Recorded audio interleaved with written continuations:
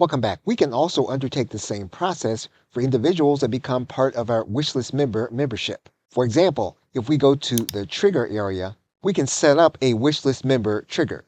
We can then add in Wishlist member. We can choose an event. We can state that when a member is added to a specific level, we want to have that individual added to our group.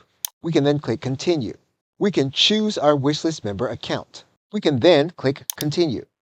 You'll then want to test your trigger to get sample information. The action will then take place inside of our Skool account. We will then select the event, and the event will be to invite a member. We can then click continue. We can then enter the email address from our Wishlist member account where we are mapping the two fields together. We can choose the course inside of Skool that we're going to add an individual to. We can then click continue.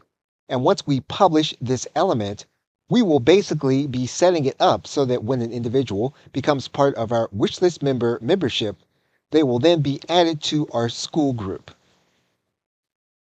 Okay, so with that, thanks, and I will see you in another video.